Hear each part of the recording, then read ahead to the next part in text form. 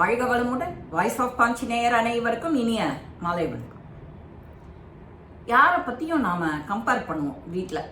சாதாரணமாக நம்ம குழந்தைகள் கிளாஸில் ஃபர்ஸ்ட் மார்க் வரலன்னா அந்த பையன் அவ்வளவு 99 மார்க் எடுக்கிறான், உனக்கு 96 தான் வருது, அந்த 2 மார்க்கு எங்கே போகிறது அப்படின்னு அவனை பெற்றோர்களோ சரி பிடிங்கிட்டே இருப்பா. ஏன் உன்னால் அந்த 2 மார்க் எடுக்க முடியல, அவனால் எடுக்க முடியறது அப்படின்னு.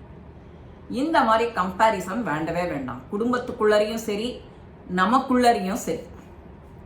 யாருக்கு என்ன வருமோ அதை இஷ்டப்பட்டு செஞ்சா அந்த காரியம் நல்லாவே இருக்கும். அது எல்லாருக்குமே தெரியும். பிடிச்சு செய்யணும், செய்கிற வேலையை பிடிச்சு செய்யணும். அந்த பையன் 100க்கு 100 வாங்குறான், உன் பையன் 96 தான் வாங்குறான், 98 தான் வாங்குறான்னு கவலைப்பட முடியுமோ? அவனுக்கு கிடைச்சது அதுதான், அவ்வளவுதான். இது இன்னும் கொஞ்சோண்டு அதிகமாக போட்டாக்க பலன் நன்னாவே கிடைக்கும். அவனை அந்த மாதிரி தட்டி கொடுத்து வேலை வாங்கி அவனை பிரகாசம் அடைய செய்யணுமே ஒழிய இந்த கம்பேர் பண்ணி அவனை 2 வார்த்தை திட்டக்கூடாது. இதே தான் ஒரு ஊரில் ஒரு நாட்டில் ஒரு ராஜா இருக்கார். அந்த ராஜாவுக்கு நல்ல பேரு, ஊர், மரியாதை, புகழ் எல்லாம் இருக்கு, பணமும் நிறையா இருக்கு, தான தர்மம் செய்வோம். அதே மாதிரி அந்த ஊர்ல ஒரு துறவியும் இருக்க, முனிவர். அறிவு பிரகாசம்னா ஞான ஒளி. அந்த அரசரை விட அந்த துறவிக்கு பேரு புகழ் எல்லாம் ஜாஸ்தி. இவனுக்கு இந்த ராஜாக்கு கோபம். நம்ம இந்த நாட்டுக்கே ராஜா, நம்மளை விட அந்த துறவி முனிவருக்கு தானே இவ்வளவு பேரு புகழ். நம்மளை விட நம்ம கிட்ட இல்லாதது என்ன இருக்கு அந்த துறவி கிட்ட? எல்லாரும் மக்கள் எல்லாம் அவனை கொண்டாடுறாளே அப்படின்னு இவன் நினைச்சுட்டே புலம்பின்ண்டே இருக்கான். மந்திரி கிட்ட சொல்லி புலம்புறான்.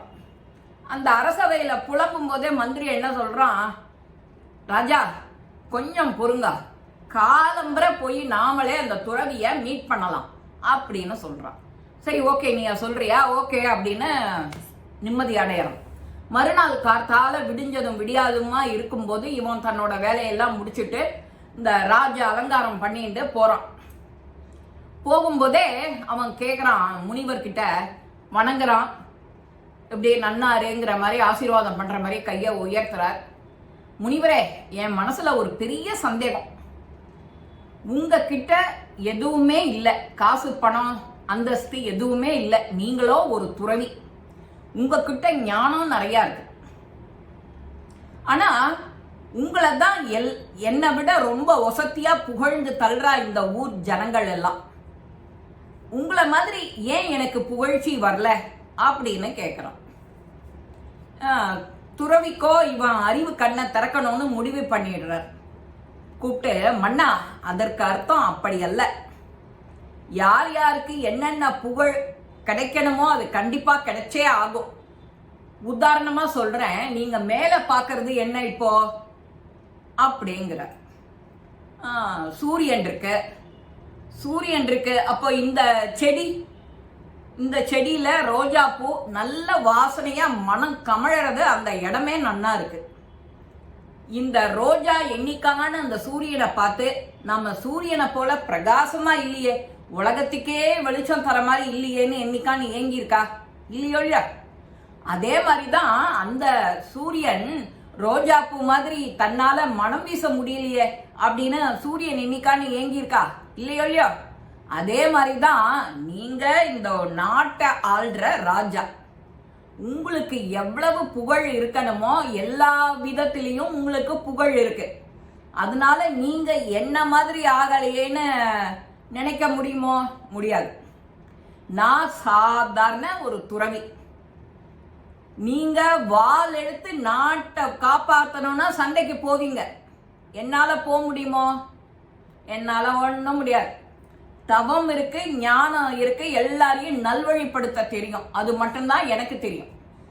ஆனா உங்களுக்கு நாட்டை காப்பாற்றணும், ஜனங்களை காப்பாற்றணும் அப்படின்னா நீங்க போருக்கு கிளம்புவீங்க. அப்படின்னா போர்ல யார் யார் என்னென்ன சிப்பா என்னென்ன படை வரணும், அவளுக்கெல்லாம் என்னென்ன ட்ரைனிங் கொடுத்துருக்கு, இவாளுக்கெல்லாம் முன்னேற்பாடா என்னென்ன செய்யணும், வைத்தியம் செய்யணும், சாப்பாடு, ஒரு ஏரியாலையும் நீ தான் எல்லாத்தையும் பிளான் பண்ற.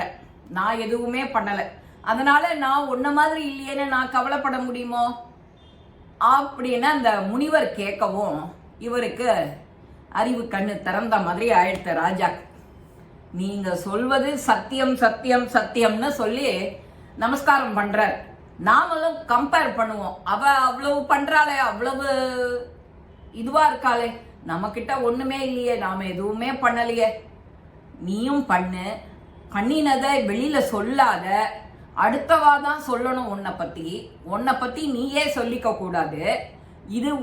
இதுதான் முதல் விஷயம். உன்னை பத்தி ஊர்ல பல பேர் சொல்லணும். அங்க அப்படி இருக்கலாமே, இப்படி இருக்கலாமே, இந்த இடமே நன்னா இருக்கே அப்படின்னு வேற யாரான்னு சொல்லணும். அதே மாதிரிதான் இந்த நாட்டுல சீஃப் மினிஸ்டர் நன்னா இருக்கார் அப்படின்னு அடுத்த ஸ்டேட்காரன் சொல்லணும். தமிழ்நாடு பாரு எப்படி இருக்க அப்படின்னு. இப்ப இருக்கிற நிலைமை எல்லாருக்குமே தெரியும். இந்த மாதிரி கமெண்ட் நம்ம காதுல வராம அவாவா வேலையை அவாவா செஞ்சா போறோம். அவனோட வேலையை செய்யணும், அடக்கமா செய்யணும். எல்லாரும் மனுஷா தானே. நீ என்ன உடம்புல என்ன வேற ரத்தம் ஓடுறது, எங்க உடம்புல வேற ரத்தம் ஓடுறதுன்னு சொல்ல முடியாது இல்லையா? எல்லாரும் ஒண்ணுதான். அதனால கம்பேர் பண்ணவே கூடாது. நீ அங்க இருக்க, நான் இங்க இருக்க, நீ உயர்ந்தவன், நான் தாழ்ந்தவன், நீ ஏழை, நீ பணக்காரன், எந்த பாகுபாடும் கிடையாது. எல்லாரும் போகும்போது ஒரே மாதிரி 4 பேர் வந்து வண்டியிலேயோ இல்ல இந்த போல பாடையிலையோ தூக்கின்னு போறா. அப்படி தூக்கி கடாச போறா. மிஷினா இருந்தா, எலக்ட்ரிக் மிஷினா இருந்தா அதுக்குள்ளர தள்ளிவிட்டு அரை நிமிஷத்துல இத்தனை சாம்பலை எடுத்துன்னு வந்துருவா. நாம அந்த என்ன மாதிரி வாழ்ந்தோம், அடாடா போயிட்டாரே, நல்ல மனுஷன் போயிட்டாரேங்கிற அந்த வார்த்தையை சம்பாதிக்கணுமா, இல்ல மோசமான ஆளு போய் தொலைஞ்சாயா அப்படின்னு சொல்லணுமா? அது உங்க கையில தான் இருக்கு. இந்த பதிவு உங்க எல்லாருக்குமே பிடிச்சிருக்கோம். லைக் பண்ணுங்க, ஷேர் பண்ணுங்க, பெல் பட்டனை கிளிக் பண்ணுங்க, சப்ஸ்கிரைப் பண்ணுங்க, கமெண்ட்ஸ் பாக்ஸ்ல கமெண்ட்ஸ் போடுங்க. ஸ்ரீ மகாபெரிவா திருவடிகளே சரணம். நல்லதே நடக்கும், ஆனந்தமா இருக்கும் நண்பர்களே. வாழ்க வளமுடன்.